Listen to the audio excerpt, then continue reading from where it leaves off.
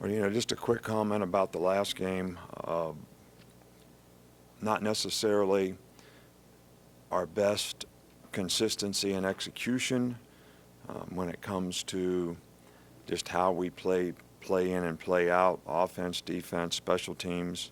But the players really competed well in the game, overcame a lot of adversity, and hung in there and kept grinding and came out with a win. So it's always great to have SEC Players of the Week, Derrick Henry and Adam Griffin, both guys very deserving. Our Players of the Week were Derrick Henry, Ryan Kelly, and Ardarius Stewart on offense. Defense, Reuben Foster, Marlon Humphrey, and Jonathan Allen. Special teams, Adam Griffin and Keith Holcomb. I don't really have any updates from anything new on injuries or anything from yesterday.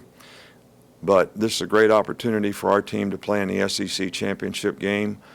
This is something that we still feel is very, very important, and something that's a significant accomplishment because of the quality of our league and winning our division and having an opportunity to play against a really good Florida team. This is a very talented team. They're extremely well coached. Jim McElwain has done an outstanding job there. They've won 10 games this year. They're probably the best overall team that we've played against all year long.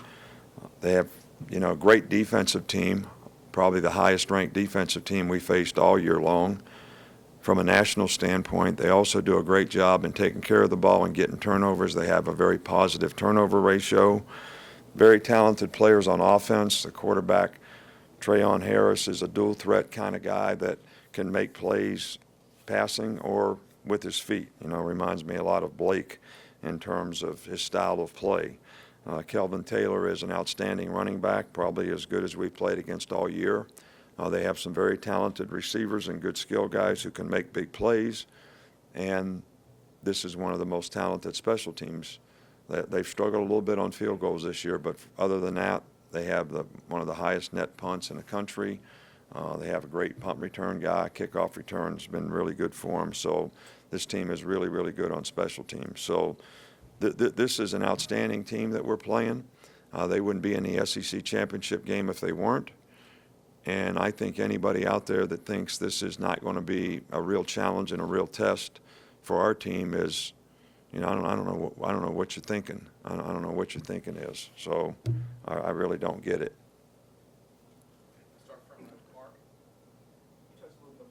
You touched a little bit on their defense, but what makes them so special on that side of the ball in terms of their numbers and the production they've had? Well, they've got very talented players, especially, both ends. I was going to say their front's very talented. They're very athletic. They've got really good inside players. They've got good edge rushers. The linebackers are really good players. They got a really good secondary, good cover people, two good safeties, one of the best corners in the country. So they've got really, really talented players, and they're an outstanding defensive team. Jeff Collins does a great job with them. They're well coached. They play hard. They really get after it. So, and they were right in the Florida State game. Florida State struggled with them the whole game long until right at the end. Go to that side with Matt. And just to follow up on the corner, so Vernon Hargreaves gets a lot of attention nationally, an established player for them. But what have you seen from the other corners, in particular, Jalen Tabor, and how he's come along this year? Jalen is a good player. Guy we thought a lot of here and recruited him hard to come here, and he's played very, very well. I think this is very talented secondary all the way around. They've got two really good safeties as well. You said in the past how good of a thing it is when your best players are your hardest workers. At what point during Derrick's career did you realize that was part of his competitive character? Derrick has always been that way. He was that way when he first came here. He always was a hard worker. He was anxious to improve and try to overcome any deficiencies he had as a player. And, by his own admission when he first came here, talked a lot about how his experience as a running back was only carrying the ball, and that he had a lot to learn about pass offense, pass protection, being a receiver, and he certainly did a good job of developing and improving in all those areas. And I think his understanding of our running plays and how to read those plays is something that he's gotten better and better at as well. Coach, you spoke after the game Saturday about sort of the necessity of having an experienced back holding on to the football in the fourth quarter in a game that's a 9-point game for most of the quarter. Going forward this week, depending on Kenyon's health, do you continue to try and work Damian and Bo into that role where they can help a little bit with the carries? No question that we certainly need those guys to sort of mature, be what we need them to be in terms of their confidence, their ability to execute and understand what's necessary on that particular play for them to play well, have a winning performance on that play, whatever you want to call it. But we definitely need more guys to be able to contribute at that position. Was not our intention to have Derrick Henry carry the ball 46 times in a game and 14 times in a row at the end. It's kind of the way the game evolved, but we need to do more with more people on offense if we're going to have success in this game. Separate your own your input into the defense. What do you see as Kirby's greatest imprint that he's left with this defense and the tradition that you all have had defensively? Well, this is Kirby's defense. He's the defensive coordinator. I try to be a good graduate assistant whenever I can to sort of help him out. And it is a system that he grew up in, which is the old system that we played for years and adapted through the years. So he understands it and can apply it in the game as well as anyone. And I think that's the key. It's not only just understanding, but it's being able to apply the principles, in the situations in a game. So that's what he's really good at. That's what he's done. I think his competitive character certainly rubs off on the players in terms of his spirit, his enthusiasm, his attention to detail. All these things contribute to how we've been able to play defensively. So, he's done a really, really good job, not just this year, but for a lot of years. You talked about Florida's defense and how good it is. Jake has obviously progressed all year. How do you see him handling a defense as good as Florida with the corners and everything that they have? Well, I think it's not just about Jake. I think it's about everyone on the offensive field has to perform well to be able to make these things happen for us. Receivers have to run good routes. They have to get open against good people, good cover people. They've got good rushers up front. We've got to do a good job in pass protection. Quarterbacks has to have an opportunity to be able to function so that he can do his part in what he needs to do. And when Jake has had that opportunity, he's done a really good job for us this year, and that's certainly going to be the challenge for our entire offensive team. When did you first become aware of Kirby, and why did you add him to the staff initially? Well, that was a long time ago. This must be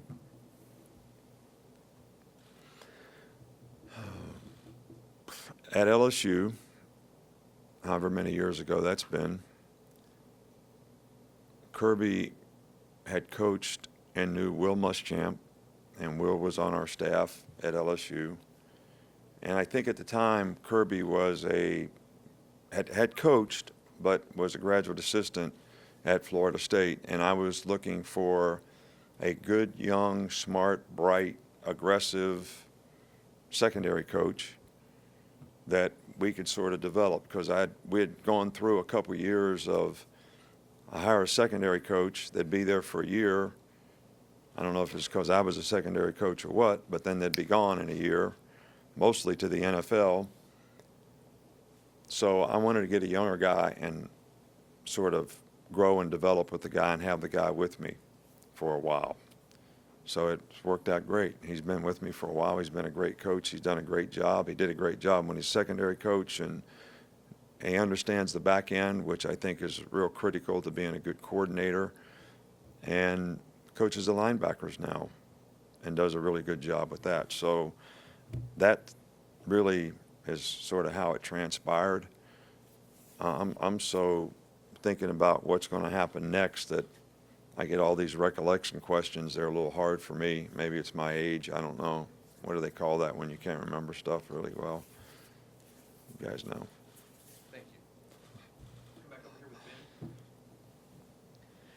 You've mentioned after a couple of games this year that Jake has done a good job making some of the checks at the line to help Derek out and put him in the right position. Does he deserve a little bit more credit for what he's been able to do to help Derek with the season he's had?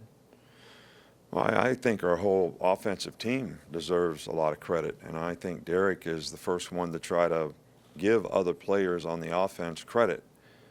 You don't gain the yards that he's gained without the offensive line doing a really, really good job, and without the coaches having a plan that puts them in the best possible play, and then the quarterback being able to implement that in the game so that you eliminate negative plays.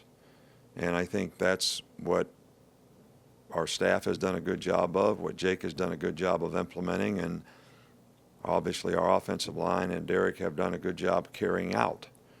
So I think that all those people on offense deserve a lot of credit.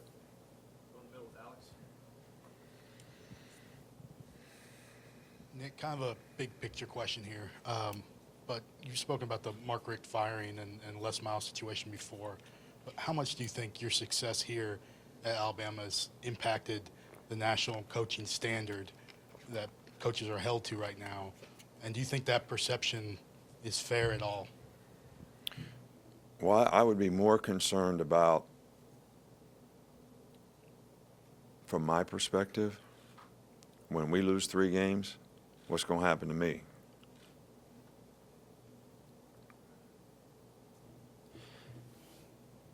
Look, I'm an old school, believe in college football and what college football is all about. And I know from a media standpoint, nobody really cares about this, but we're supposed to help develop people who have a better chance to be more successful in life because they were involved in the program, because of the leadership and example that were set by people and the standard that you have guys do things to on and off the field, so that they have the kind of thoughts, habits, and priorities that are going to help them make the kind of choices and decisions that they can take advantage of their gifts. We're supposed to help them develop a career off the field so they can graduate from school, which is going to help them be more successful in life. And we're supposed to help them develop as football players so that whether they can have a career as a football player, their experience as a football player and as a competitor is going to help them down the road in their life. So there's some guys that have done a really, really good job of that in their programs if you look at their record of graduation rate and things like that. And they win 9 games, and, you know, that's not good enough. And I don't have any idea of what anyone's standard is for what they want to accomplish in their organization, what their expectation is. But I do think that there's a lot of negative energy out there sometimes that, for whatever reasons, get created as soon as you don't have success. And, you know, I think you all set us up a little bit for that. Just like, you know, talking about what I hear everybody talking about this game and how we're supposed to win this game, as if Florida does not have a good team that won 10 games and is one of the nationally ranked teams and beat Ole Miss really bad, a team that beat us. So how did they do that? Or, so if we fail in this game, you can put the hammer on me. Setup. I get it. Hope our players get it. Hey, Coach. The quick success. Joe, I'm getting wound up here now, so be careful. The quick success that Jim McElwain's had as a head coach both at Florida and at Colorado State, what did you see that maybe led you to believe that this was going to be his future?